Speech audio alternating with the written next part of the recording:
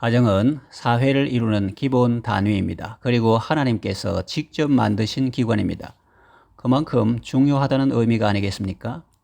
가정이 중요한 만큼 거기에 상응하는 위기도 많습니다. 겉으로 멀쩡해 보이는 가정도 알고 보면 속에 고민이 있습니다. 자세히 그들의 말을 들어보면 심각한 수준입니다. 사탄이나 그들의 사주를 받은 이단은 가정을 파괴합니다. 그런데 여기 복된 소식이 있습니다. 기쁜 소식이 있습니다. 그것은 무엇입니까? 바로 하나님께서는 가정을 세우신다는 것입니다. 하나님은 우리 가정을 세워주십니다. 자, 그렇다면 하나님은 우리의 가정을 어떻게 세워주십니까? 구약성경 룻기서에 나오는 나오미의 가정을 예로 들어 살펴보겠습니다. 첫째로 가난에서 건져주십니다. 가정을 이루는데 어느 정도는 돈이 필요합니다. 돈이 다는 아니지만 그래도 돈은 가정을 이루는데 매우 중요한 것입니다. 돈이 있어야 생활을 할 수 있고 돈이 있어야 생존할 수 있기 때문입니다. 나오미 가정은 처음에는 잘 살았습니다. 그런데 모압으로 이민 가서 쫄딱 망했습니다. 남편도 잃고 두 아들도 죽었습니다. 모압으로 이민 갈 때만 해도 베들레헴 동네에서 제일 잘 사는 축에 속했는데 지금은 아닙니다. 거의 쫄쫄 굶고 지냅니다. 하나님은 이 가정을 가난에서 건져주셨습니다. 물론 하루아침에 그렇게 된 것은 아닙니다. 베들레헴으로 돌아온 이후에도 수많은 날을 가난과 궁핍 속에 지냈습니다. 그들의 메마른 심령에 하나님의 은혜는 이슬처럼 내렸고 마침내 소낙비와 같은 은혜로 이어졌습니다. 긴 안목으로 보면 결코 긴 시간이라고 할 수는 없지만 그러나 당사자의 입장에서 보면 춥고 배고프고 힘들고 심령이 가난한 날들이었습니다.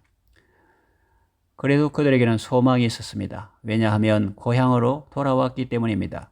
모압에 있을 때는 고통도 고통이었지만 늘 불안과 두려움에 사로잡혀 있었습니다. 겉으로는 안 그런 척했지만 속으로는 언제나 조급했고 신앙 양심에 가책도 많이 받았습니다. 그런데 이제는 고향에 돌아오지 않았습니까? 집에 돌아왔고 아버지께 회개했으니 마음은 편합니다. 기도할 수 있습니다. 나오미는 이제 나이도 많고 힘도 약해졌지만 하나님께 기도는 할 수 있습니다. 효부 룻을 위하여 기도합니다. 룻도 하나님의 은혜를 구하고 나갑니다. 취직하러 갔는데 아무나 일자리 구할 수 있습니까? 더구나 외국인입니다. 말도 잘 안 통합니다. 유대인 가정에 시집 왔으니 어느 정도 기본적인 말은 알아듣겠지만 토박이와 같을 수는 없겠죠. 그러나 하나님이 그 가정을 세우시고 또 그 가정을 가난에서 벗어나게 하는 것은 어려운 일이 아닙니다. 하나님께는 수가 많으니까요. 하나님은 사랑하는 자들을 위하여 이 땅에서 우리가 상상도 할 수 없는 놀라운 일들을 일어나게 하십니다. 그들이 모압에서 돌아온 때는 보리추수 시작할 때였습니다. 당시에는 슬픔이 너무 커서 몰랐지만 한숨 돌리고 나서 생각해 보니 그것 또한 하나님의 은혜였습니다. 보릿고개 때라면 민심이 흉흉할 텐데 추수가 시작되었으니 사람의 마음이 넉넉해질 때입니다. 룻이 일하러 갔는데 우연히 엘리멜렉의 친족 보아스의 밭에 이르렀습니다. 여러분 그 장면을 상상해 보십시오. 정말 신기하지 않습니까? 베들레헴이 다 보아스의 밭이었겠습니까? 그렇지는 않겠지요. 다른 사람의 밭도 있었습니다. 큰 밭도 있고 작은 밭도 있고 다랑이 밭도 있고 네모 밭도 있었을 것입니다. 그런데 이상하게 마음이 끌리고 발걸음이 닿는 데가 있어서 갔는데 그것이 바로 보아스의 밭이었다는 말입니다. 그렇게 인도하신 것이 바로 하나님의 은혜가 아니고 무엇입니까? 이삭을 줍는데 사람들이 친절하게 대해주고 호의를 베풀어 줍니다. 간식도 많이 주고 이삭도 일부러 많이 흘립니다. 하나님의 은혜는 우리가 생각하는 것 이상입니다. 룻은 자기 앞에 벌어진 일만 알지 자기가 모르는 가운데 주인이 사람들에게 하는 말은 듣지 못했습니다. 보아스는 사환들과 일꾼들에게 이렇게 말했습니다. 저 소녀를 건드리지 말라. 그리고 이삭을 많이 흘려라. 보아스가 룻을 위하여 사람들에게 말한 것처럼 하나님은 우리가 알지 못하는 가운데서 우리 주변에 있는 사람이나 높은 지위에 있는 사람들에게 우리의 이야기를 해 주십니다. 말 못하고 연약한 우리가 이 험악한 세상에 오늘 이때까지 살아온 것은 다 하나님의 은혜 덕분입니다. 하나님은 사탄에게 우리를 건드리지 말라고 하십니다. 그리고 천사들에게 우리를 도와주라고 하십니다. 또 좋은 사람들을 많이 붙여주십니다. 룻은 일하러 나가자마자 바로 좋은 일자리를 얻었습니다.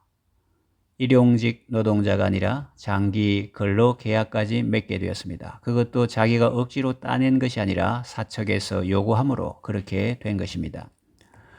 룻이 일하는 곳은 사람들이 친절하고 간식도 많이 주는 좋은 일터였습니다. 물론 요즘처럼 근로 계약을 맺고 일당을 받는 그런 일터는 아니었지만 주인의 전적인 호의로 그 밭에서 이삭을 주울 수 있는 일터였습니다.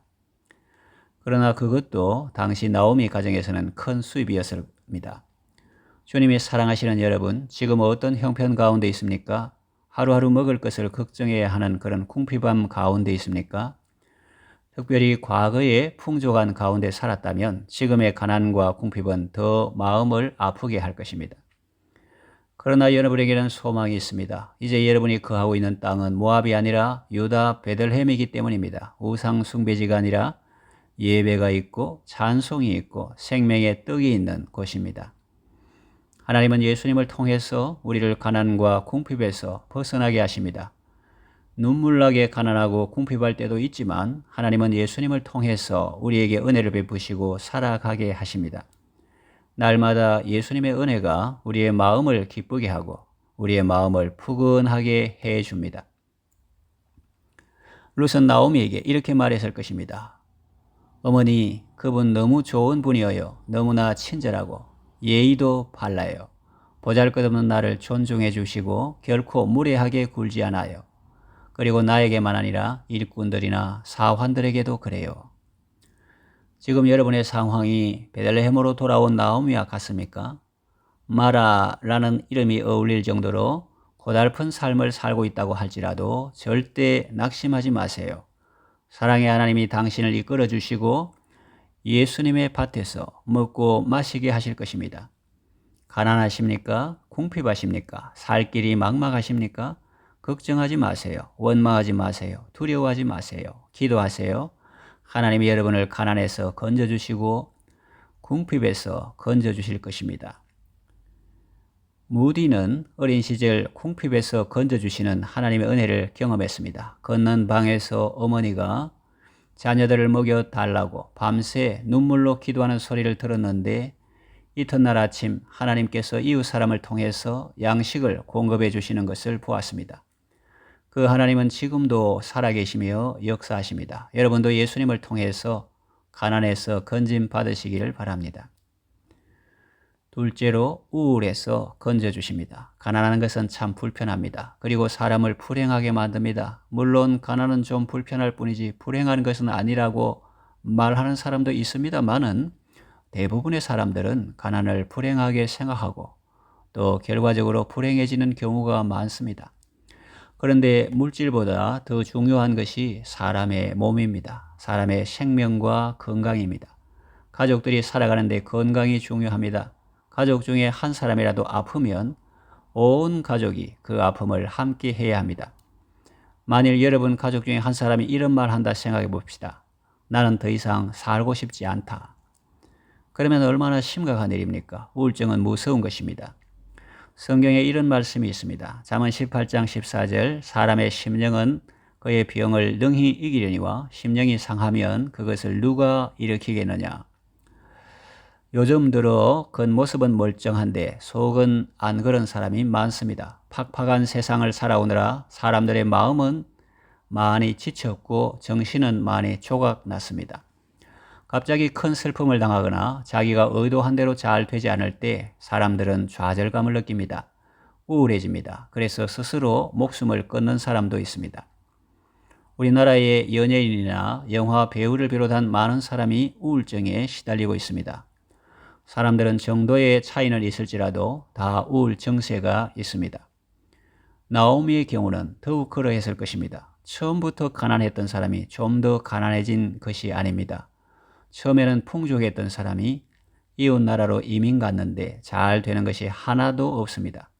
남편이 죽습니다. 슬픔을 딛고 일어나려고 손자들, 손녀들 웃음소리 들어보려고 아들들을 결혼시켰는데 손자는커녕 자식 구경도 못하고 아들들마저 다 죽습니다. 만약 아이들이 원인 모를 병에 말라갔다면 그 병을 고쳐보려고 재산도 많이 허비했을 것입니다. 그렇게 10년 상간에 남편도 잃고 자식도 잃고 재산도 다 잃게 되었습니다. 아름다웠던 귀부인이 얼굴 시커멓고 얄궂은 노파가 되었습니다. 집안에 남자는 하나도 없고 과부만 셋 있습니다. 얼마나 처량합니까? 누가 무슨 수로 나오미가 우울증에서 벗어나게 하겠습니까? 아무도 없습니다.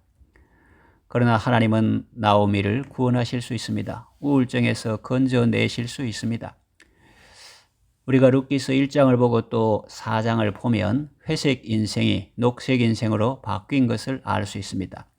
짙게 드리웠던 죽음의 그림자가 다 사라지고 생명의 꽃이 활짝 핀 가정을 볼 수 있습니다.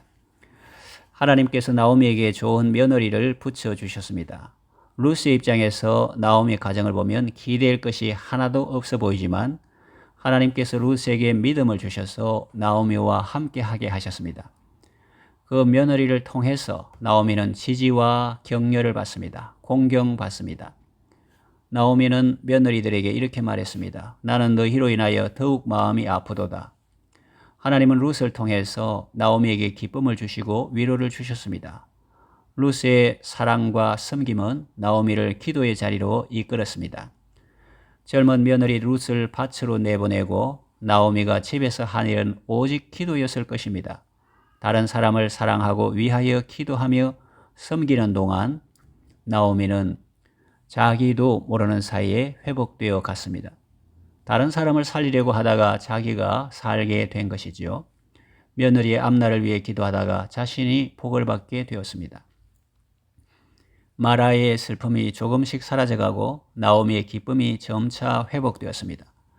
룻과 보아스의 결혼과 오벳이라는 새 생명의 탄생은 마을 전체의 축제와 기쁨이었습니다. 여인들이 축하합니다. 이는 네 생명의 회복자며 노년의 봉양자라. 곧 너를 사랑하며 7 아들보다 귀한 자부가 낳은 자로다. 여러분에게 결혼을 앞둔 자녀가 있습니까? 하나님께 기도하십시오. 보아스와 같은 배우자를 만나게 될 것입니다. 또 결혼한 자녀에게 아이가 생기지 않습니까? 하나님께 기도하십시오. 하나님께서 여러분에게 기업을 이어갈 오벳을 허락하실 것입니다. 파란만장한 삶을 살면서 몸도 마음도 다 지쳐 살아갈 용기가 없습니까? 예수님께로 나아가십시오. 예수님을 만나십시오. 그가 여러분이 잃어버렸던 모든 것을 회복시켜 주실 것입니다. 고통의 멍에 벗으려고 예수께로 나갑니다. 자유와 기쁨 베푸시는 주께로 갑니다. 병든 내 몸이 튼튼하고 빈궁한 삶이 부해지며 죄악을 벗어버리려고 주께로 갑니다. 찬송 가사 그대로 하십시오. 예수님께로 나아가십시오.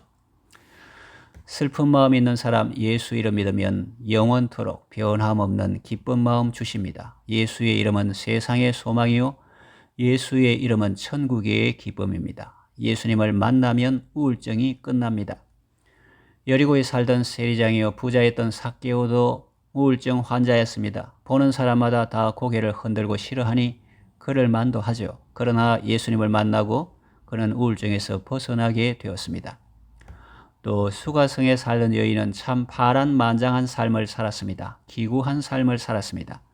5명의 남편을 겪어봤으나 참 만족이 없었습니다. 지금도 다른 남자와 살고 있지만 남편은 아닙니다. 어렵고 힘든 시절을 보내면서 대인 기피증이 생겼습니다. 사람 만나기가 싫어졌습니다. 그래서 서늘한 저녁 때 물들어 가지 않고 한낮의 무더위에 우물가로 갑니다. 그러나 그 여인도 예수님을 만나고 우울증에서 벗어나게 되었습니다. 사람을 피하였던 사람이 이제는 사람이 몰려 사는 동네로 뛰어갑니다. 가서 외칩니다. 내가 행한 모든 일을 내게 말한 사람을 와서 보라. 이는 그리스도가 아니냐. 아주 소심하고 소극적으로 살아왔던 사람이 이제 아주 적극적이고 담대한 모습으로 변화된 것을 볼 수 있습니다. 우울증은 예수님을 만나면 회복됩니다. 사랑받으면 회복됩니다. 여러분들도 예수님 안에서 젊음을 회복하시고 건강을 회복하시고 기쁨을 회복하시기 바랍니다. 예수님을 통해서 마라에서 벗어나 나오미의 삶을 누리시기 바랍니다. 셋째로 죄악에서 건져주십니다. 행복한 가정을 위하여 돈도 중요하고 건강도 중요하지만 가장 중요한 것은 영혼이 거듭나는 것입니다. 그것은 지옥 안 간다는 의미 이상입니다. 물론 영혼이 구원받으면 지옥 안 가겠지만 그것은 구원의 결과이지 구원 자체는 아닙니다. 구원은 죄와 죄의 영향력에서 벗어나는 것입니다. 탐욕과 거짓을 버리고 싫어하는 것입니다. 진리와 함께 기뻐하는 것입니다. 옛 삶의 방식을 청산하고 새롭게 살아가는 것입니다. 그러므로 교회는 영혼 구원을 위하여 기도해야 합니다. 영혼 구원의 우선순위를 두고 말씀을 전해야 합니다. 거듭나지 않은 사람에게 도덕을 설교하고 윤리를 설교하는 것은 아무 의미가 없습니다. 죽은 사람은 그럴 힘도 없고 그럴 능력도 없습니다. 알코올 중독자, 마약 중독자에게, 도박 중독자에게 그것을 끊으라고 아무리 해도 안 됩니다. 죽은 사람에게 도덕을 설교해도 듣지를 못합니다. 죽은 사람은 일단 살려야 합니다. 생기가 들어가면 그 사람이 삽니다. 생명의 성령님이 역사하시면 그의 영혼이 살아납니다. 하나님의 신이 그 속에 들어갈 때 죄악을 싫어하는 마음이 생깁니다. 거짓을 싫어하고 탐욕을 싫어하는 마음이 생깁니다. 이것이 바로 구원받는 것입니다. 이것이 바로 가정의 회복을 위하여 우리가 가장 우선적으로 기도해야 할 내용입니다. 왜 그러냐 하면 이것이 실제적으로 가장 중요하기 때문입니다. 영혼이 구원받아야 경제 문제나 건강 문제를 생각할 수 있는 것이지, 영혼이 구원받지 못했는데 돈이 많으면 무엇하겠으며 또 건강하면 무엇하겠습니까? 아무리 돈을 잘 벌고 승진 잘 되고 건강해도 밑 빠진 독에 물 붓는 것과 같습니다. 돈을 많이 벌어도 하나도 갖다 주지 않습니다. 다른 여자를 만납니다. 성격이 난폭합니다.